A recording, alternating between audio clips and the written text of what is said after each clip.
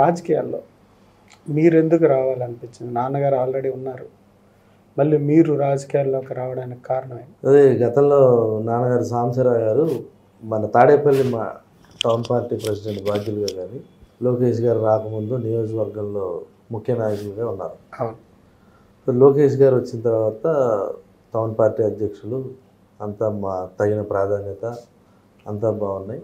అయితే సార్ ఏదైతే మన లోకేష్ గారు పాదయాత్ర మొదలు పెట్టాలన్న సందర్భంలో యూత్ని ఎంకరేజ్ చేస్తే బాగుంటుంది అన్న ఉద్దేశంలో లాస్ట్ ఎలక్షన్లో నేను ఉండవల్లి గ్రామంలో 2019 ఎలక్షన్లో అప్పుడు ఎలక్షనీరింగ్ చేయటం, అది లోకేష్ గారు ప్రత్యక్షంగా నన్ను చూడటం, కొంత యాక్టివ్గా ఉన్నాడు, మన గ్రూప్లో చేర్చుకుంటే షైన్ అవుతాడన్న ఉద్దేశంతో సాంబశివరావు గారిని లోకేష్ గారు మామూలుగా నేను పాదయాత్ర స్టార్ట్ చేస్తున్నాను, మన నియోజకవర్గం నుంచి వెంకటేష్ లాగా కొంచెం యాక్టివ్గా ఉండేవాళ్ళు పాదయాత్రకు వెళ్తే హెల్ప్ అవుతుందని చెప్పి ఆయన ప్రపోజల్ పెట్టడం, దానికి నాన్నగారు కూడా సరే వ్యాపారం ఉంటే నేను కోఆపరేట్ చేస్తాను, మా అబ్బాయిని నేను పాదయాత్రకు పంపించడానికి నా వంతుగా నేను సేవ చేయడానికి నేను రెడీ అని చెప్పేసి నన్ను ఆ రోజు పాదయాత్రకు పంపిస్తాం. కానీ అంతకుముందు సంవత్సరం పార్లమెంట్ తెలుగు యువత ఉపాధ్యక్షులు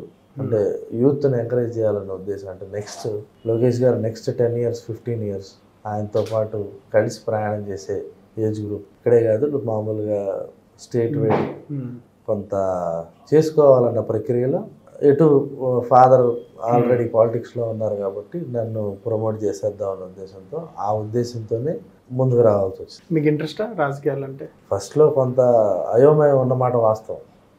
ఇప్పుడు లేని బాధ్యతని నేను భుజాన వేసుకుంటున్నాను.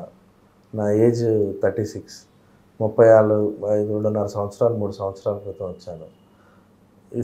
ఏదైనా ఏ మనిషి లైఫ్ కెరియర్లోనే ఈ 36 to 46 సెటిల్ అవ్వాల్సిన ఏజ్, ఫైనాన్షియల్గా కావచ్చు, కుటుంబ పరంగా కావచ్చు. చిన్నపిల్లలు హార్డ్లీ 6-7 years అనేది ఫస్ట్ ఇంట్రెస్ట్ అన్నా కానీ అవకాశం వచ్చింది వినియోగించుకోవాలన్న ఆలోచన ఎక్కువ ఉండేది. అవకాశం వచ్చింది.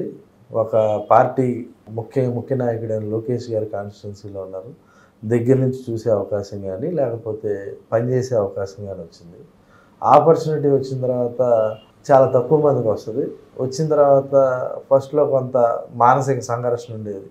అంటే పాలిటిక్స్లో పూల పాన్పులా కాకుండా పొగడతల కంటే విమర్శలు ఎక్కువ ఉండేవి. అండ్ మేము యాక్టివ్ అయింది కూడా ప్రతిపక్షంలో ఉన్నప్పుడు ఏదన్నా ప్రజా సమస్యలు తీసుకెళ్ళినప్పుడు పంచాయతీ ఈవోలు హేళన చేశారు.